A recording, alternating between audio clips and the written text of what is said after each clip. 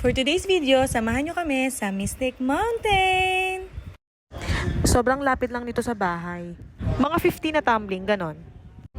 Kailangan pumirma ng waiver bago pumasok sa park. Grabe, first time ko lang talaga dito. Wala talaga sa plano yung pagpunta namin dito. At wala talaga akong planong pumunta dito. Kasi nga, mahal. Ito nga si Maring Joy, uuwi na ng Philippines. So bago man lang daw siya umuwi ng Philippines, makarating siya dito. Meron silang package na pang tourist at para sa local resident. Kaya kung may local ID ng Jamaica, may discount. Pero kahit na mahal pa din, kaloka. I-post nyo na lang para makita nyo kung magkano. At dahil nga si ate girl merong local ID, 7,500 Jamaican dollar yung binayaran. Or katumba siguro mga 3,000 pesos. Kaya dapat, masulit sa pag-aura at hindi ko talaga ina-expect yung mga mangyayari ngayon. Alam mo naman si ate girl, kalad ka rin. So dito sa part na to, kinain kami ng tanga. Dahil dito na magsisimula yung wala kang choice kung di kailangan mong gawin. Dahil nga, first time namin dito, hindi naman kami na-inform na umpisa pa lang, maliligo na kami sa pawis kasi sobrang init. So welcome to Sky Explorer, or tinatawag nilang lift. Ito yung ride na magdadala sa'yo kung saan mo gustong pumunta. So literal, kailangan mo talagang sumakay dito pag-enter, pag-exit sa zipline, kung saan pa. Dahil nga itong ate mo girl takot sa heights. Ay auntie, kung naiihi lang ako, baka naihina ako. At hindi naman ako na-inform na sunbathing pala yung pupuntahan namin. Diyos ko, ante, ang pawis ko, tagaktak talaga. Parang 9:30 pa lang yata ng umaga niyan. Ay grabe, sobrang init talaga. Makikita nyo naman kung gaano kalalim yung babagsakan namin if ever. 700 feet from the ground. Eh yung lalaki naman dun sa entrance, hindi naman kami in-inform. Basta sinabi lang pag may nalaglag na gamit, hindi daw nila sure kung maayos pa kung maibalik sa amin. Ending, nalaglag yung portable fan ko. Sabi ko nga okay lang kaysa naman yung phone malaglag. 15 minutes yung tinagal nung lift. At dahil nga galit na galit si Sunshine, kaloka yung pawis namin talaga. At ewan ko ba lahat ng tao dito nagmamadali. Naintindihan ko naman kasi hindi humihinto yung lift, kaya kailangan mo agad umalis. Kung hindi, tatamaan ka nung kasunod na cart. Hindi ko na nakunan nung nagpunta kami sa may reception. Ewan ko ba't sila nagmamadali. Next daw namin ay zipline. Kaya naka-ready na kami. Kaya pala sila nagmamadali kasi by group yung kanilang pagpunta doon sa zipline. So dahil takot nga ako at bayad to, wala akong choice kundi sumunod na lang. Kasi iniisip ko, pwede naman mag-back out pag hindi ko talaga type. Grabe naman kasi girl, ang lakas ng lula ko talaga. At sa mga oras na to, kabado 20 talaga girl. Kaya lang, wala akong choice, kailangan ko sumunod. Itong zipline is isang beses lang pwedeng itry. So if yung package mo is walang zipline, need mo magbayad ng 3,500 Jamaican dollar. Or equivalent sa US dollar kasi usually, mga turista talaga yung pumupunta dito. Go Joy! I guess I was a shoulder to cry. No, you don't need no more shoulder.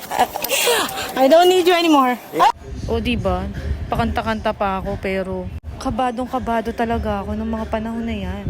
At dahil ito nga yung sinasabi ko sa inyo na wala kang choice, kailangan mo talagang gawin. Dahil kahit mag-back out ka, yung zipline lang yung way. Kaya kahit mukhang mahihimatay na ako dyan, I don't have choice.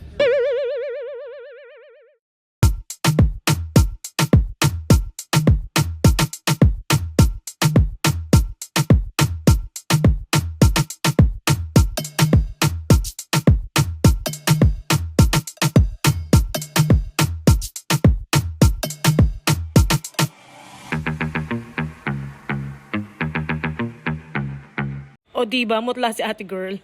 At hindi naman ako in-inform na 4 pala yung zipline na dadaanan namin. Kaya ito pa isa.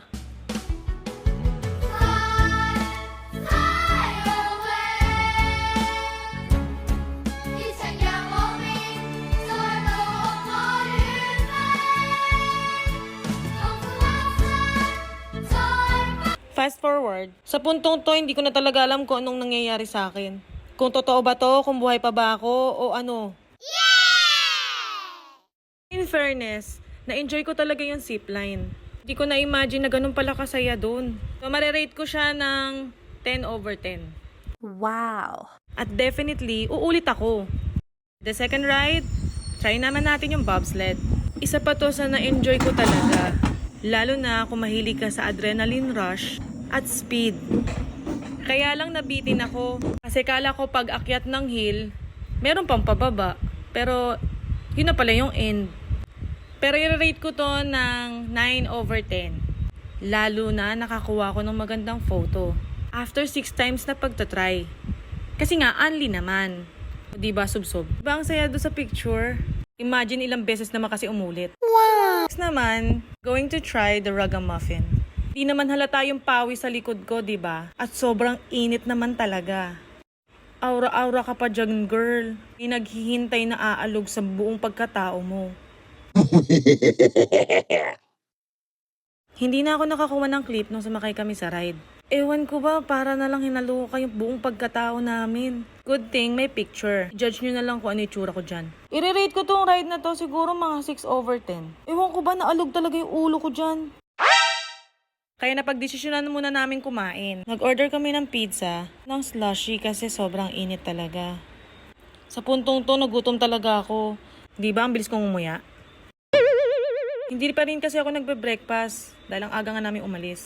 And after ng maraming try sa bobsled, nag-decide na kaming umuwi kasi sobrang sakit talaga ng ulo namin that time.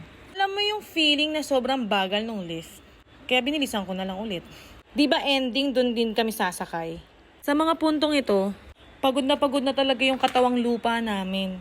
Imagine nyo naman kasi, punta, sumakay kami dun sa lift habang lulang-lula. After nag-zipline kami. After ng zipline, sumakay ulit ng lift papunta doon sa entrance. At iniisip namin na hanggang entrance lang yung lift. Yun pala, pabalik, yun pa rin ang sasakyan namin. And then pauwi, yun pa rin ang sasakyan namin.